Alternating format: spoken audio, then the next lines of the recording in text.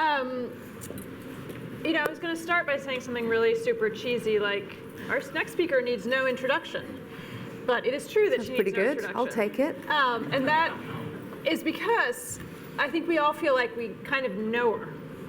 That's probably a big lie. Don't really know you at all. But we feel that we do know her, and it's because so much of the way that Stella McCartney, the brand, behaves feels like something Stella McCartney, the person, would do. So I want to talk to you about what that means and why that is, and kind of how you started with that from the beginning. Hi, everyone. Thanks for coming. Don't let the food coma make you fall asleep during this, okay? Try and keep awake. I think, I guess we live in a day and age in business where everyone is targeting someone, and the word target always gives me like this creepy, deadly feeling when I hear it in a meeting. And I think that we founded the brand in a day and age where maybe people weren't that fierce about trying to sort of find an audience and then take advantage of it in a sense. And I think that for me, I've always really based every single thing that I do on authenticity. And perhaps that has enabled me to have a voice and a conversation with people in a way that has a genuine sort of, element to it. And therefore people maybe believe that they know me a little better, or they feel a little more comfortable because they possibly see that there is some honesty in it. Now, you weren't here for the first section because you were busy doing other things. Getting here. But Elizabeth Payton made the point this morning that authenticity is a kind of overused word. And oh, shoot. Well, then I should not have used that word. It can feel very trite because we do trot it out all the time. So I just wonder what it actually means for you. Well, I take that back completely. No, I just think it means that, look, we're all on the same planet, we're all in the same place. There's many, many people trying to do many, many different things, and there's a lot of different ways of communicating it.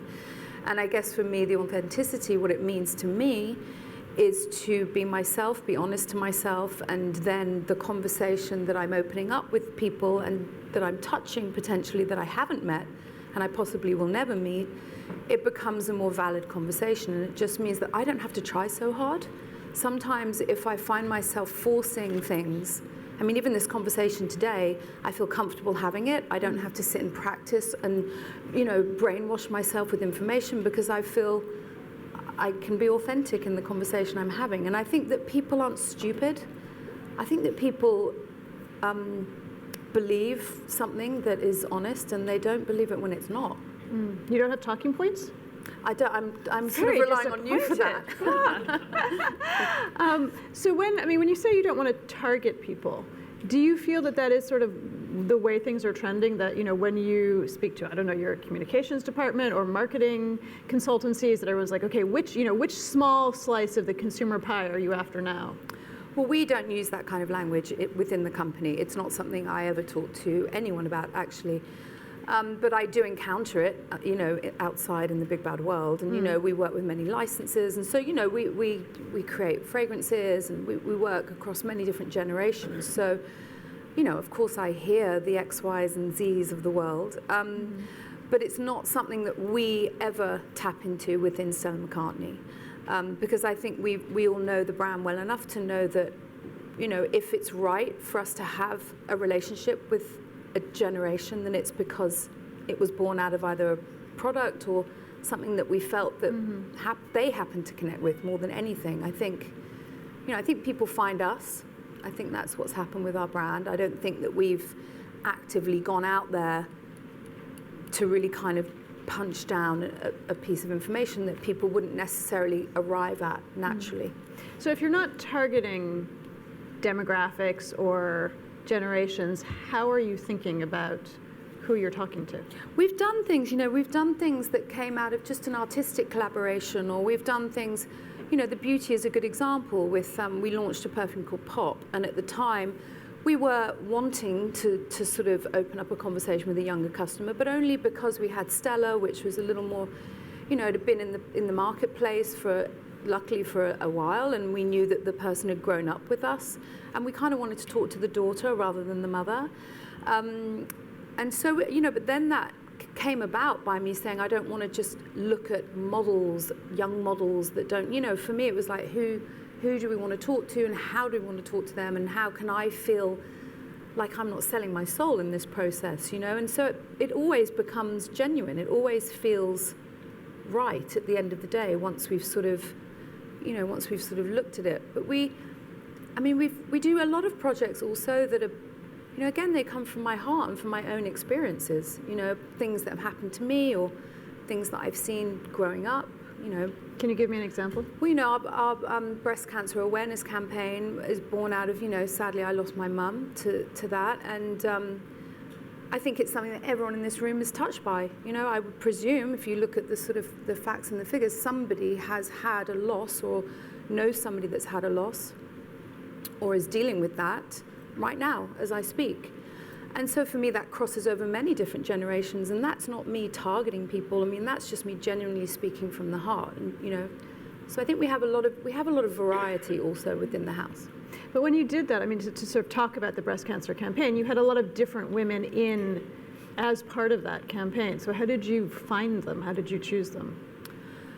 I just, we just wanted to talk in a different way, and the minute you want to talk in a different way, people find you, and you find them quite easily, because there's a kind of code of conduct. I think when you get into that arena where people are either very delicate or very sort of scared of being a little bit more kind of edgy and a little bit more controversial. And so when I realized I didn't want to sort of just politely apologize for the double mastectomy bra that I'd designed, I started to find women that were really happy and open to talk about their story, and then that really, I think everyone is attracted to that. If you can, it's not like we're trying to sensationalize it either.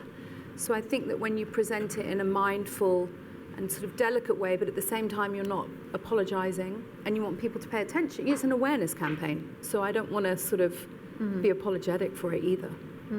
One of the things that often comes up in conversations about targeting generations or targeting new market groups is, what platform you're using. Everyone's like, well, if it's on Snapchat, then you're going to reach a younger generation. If it's Instagram, you hit this. Then if you do print magazines, maybe you're hitting an older generation. Do you think in those terms? And if not, like, how do you see all those different platforms working together?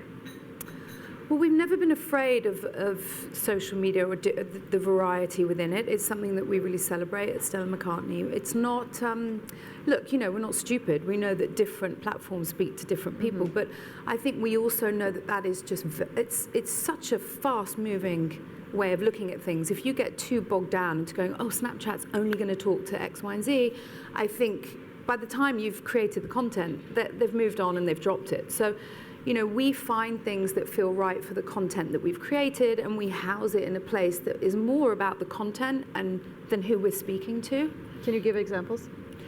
We've done things like One City, One Girl that is more perhaps an Instagram-led kind of project that is really, I do this thing where I find young artists or I find inspiring women or men, and I tend to just sort of send them a bag of stuff.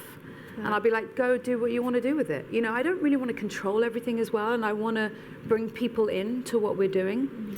So things like that maybe are more applicable to Instagram because, it can be more kind of, it can be placed within where it was made, the content and things like that. But, I mean, there's many examples of different ways that we approach things like that. Has anyone ever suggested something to you where you're like, ew, no, I would never do that? In what? Yes, but in what? You might have to give me a little more context on that in terms of like, in terms of communications, in terms of reaching out. Well,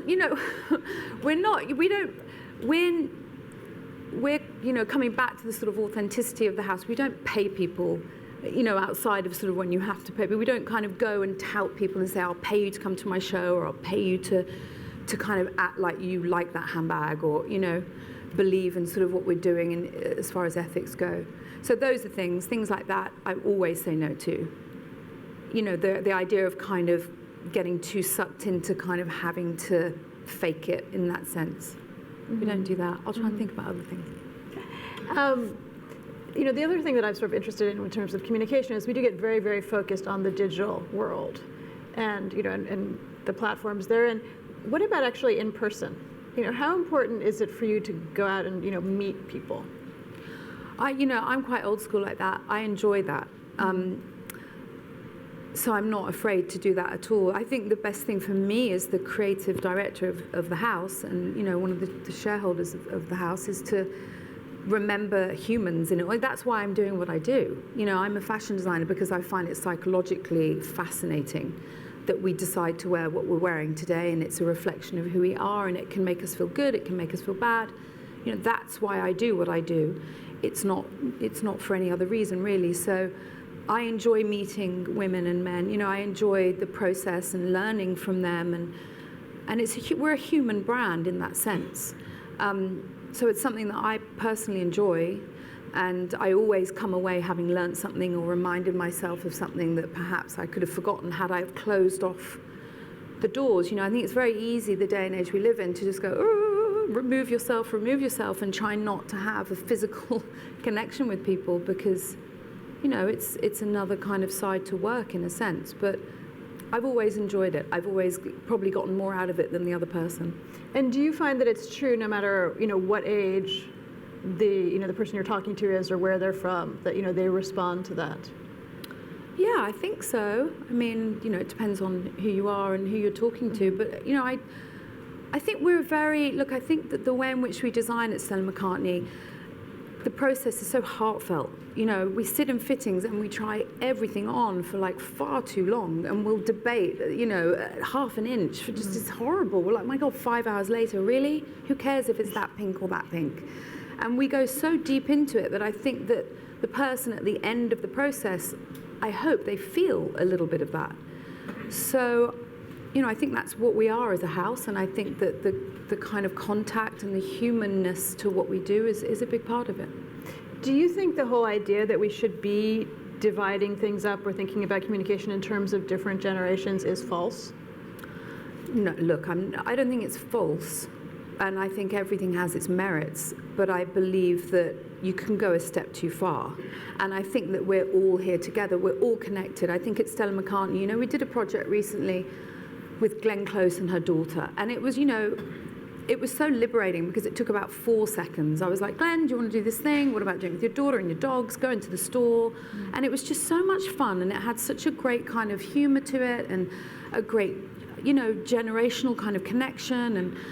And I think that you can't help but all connect. We're all, you have, a mum, a sister, a daughter, a friend, we're all in this together. And I think that if you try and sort of segment people out, then you're possibly not looking at the kind of future of the planet, I mean, that's what's one of the funny things is, because fashion does talk a lot about family and community, and families and communities are made up of people of all different ages and genders and types, and yet then we want to sort of micromanage each thing. I mean, I think more than ever, we're living in a day and age where all different generations also connect. And I have friends 10 years younger than me, I have friends 10 years older, and I forget their age. I walk into the room and I'm like, wait a minute, how much older are you than me? Oh my God, I'm so much older than you. And I think it's what we put on ourselves and the labels that we put on ourselves. I think the younger generations don't really hold it like that. I hope not, anyway, I hope not. But I think that everyone's trying to gather information. We're all trying to be mentored.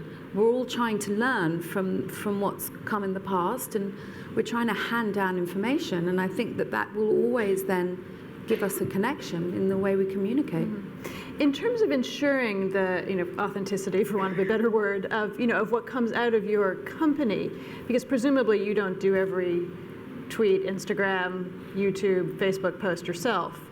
I mean, but it's done in your name.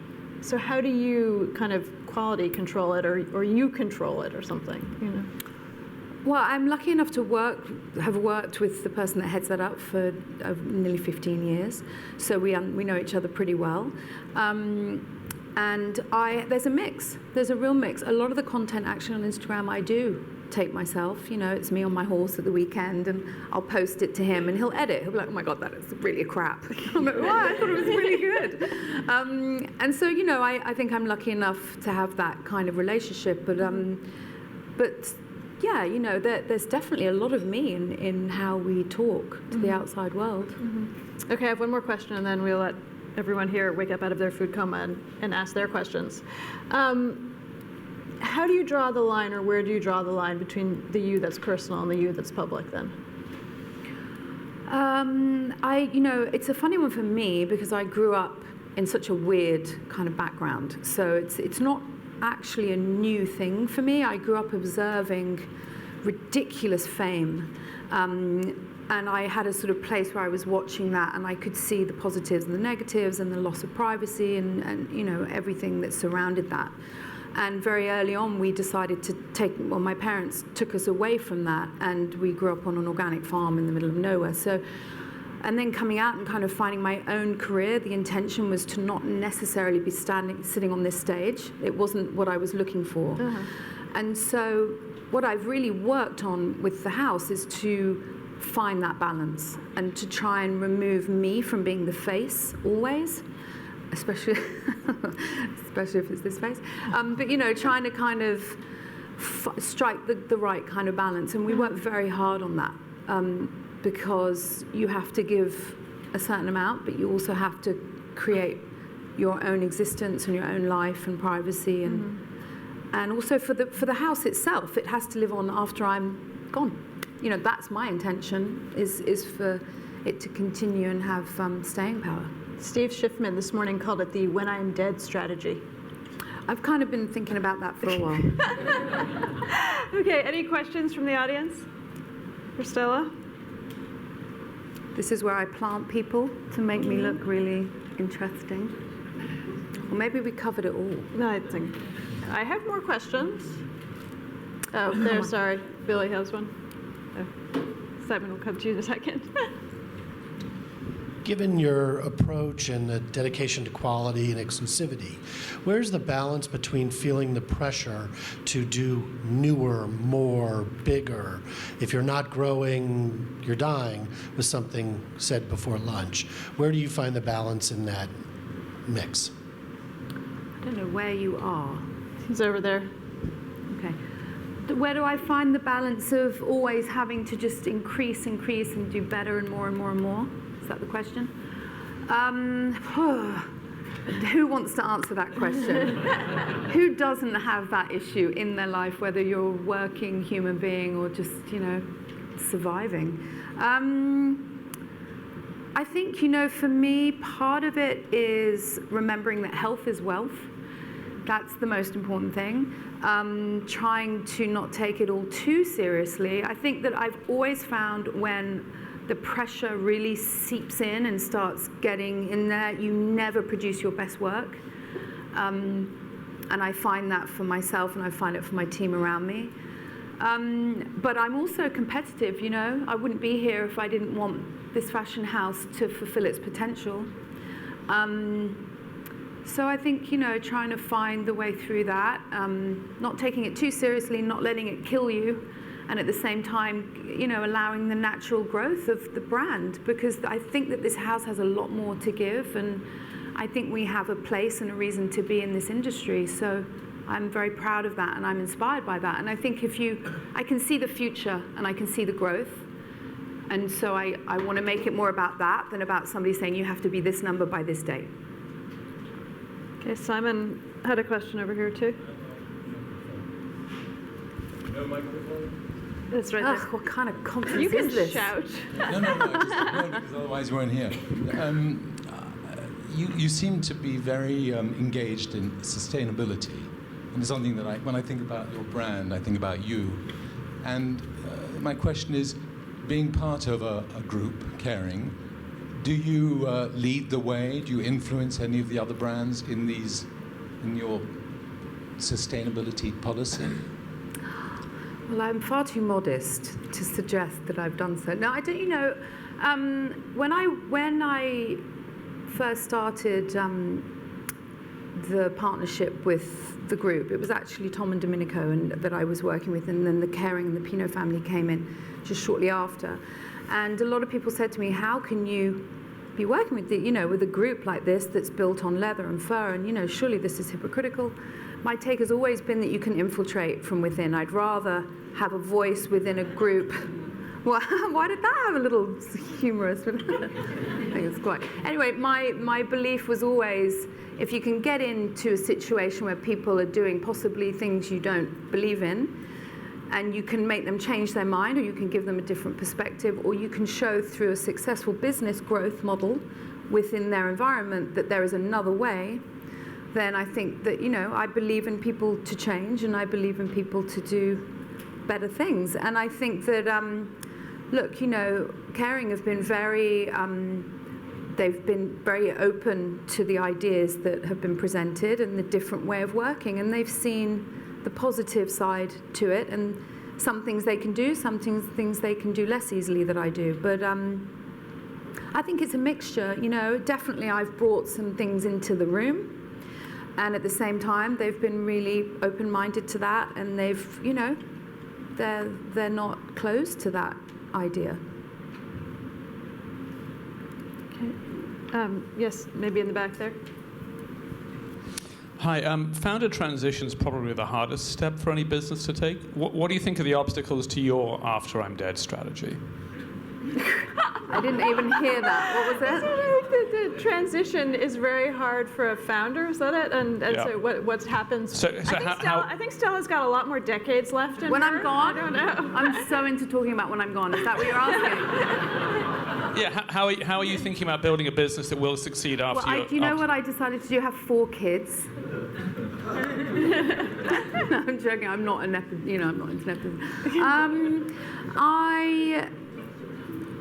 I hope that I will have built a strong enough team of people, and with enough confidence and ability, and make the right choices along the way that will cross that bridge when we come to it. But I hope it's before I kick the bucket. I hope I've preempted, the next stage. Okay, one final question. Oh, sorry. Hi. I wonder if you could say a bit about your experience working for Team GB for the Olympics, because that was a lot more broader based, high visibility, and also if you've got any plans to do anything similar in the coming years.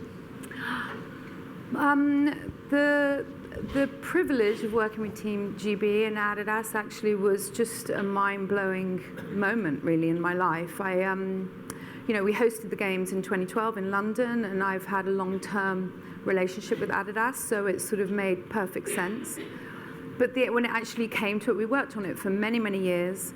I've never, God, it was one of the biggest learning curves to work with, such a wide variety of athletes, both in the Paralympics and in the Olympics. It was just a great honor and privilege. And at the same time, it was the first time I worked with men. It was kind of funny in the fittings. We were like, oh my God, didn't know where to put our eyes. And so, there was, there was a lot to learn. And, it was amazing. For me, it really, the first thing I asked the athletes when I got to meet them and work with them was, do you feel that what you're wearing has any impact on how you perform and on your performance? And 99% of them said yes. They were like, if they all felt that if they felt they looked better, they would perform better. And it was just an amazing experience to, you don't think about the village and sort of what they're wearing when they eat in the canteen. Most of them wanted to feel united. It was the first time that any designer had ever done the Olympic Games. It was certainly the first time that one sponsor had done an entire team. And so the idea that they wanted to be unified through the experience was, I took a lot away from that. It was amazing, and then to have the privilege to do the next one, and we'll see. Watch this space. So I loved every moment of it. Great. Thank you very much. Thank you.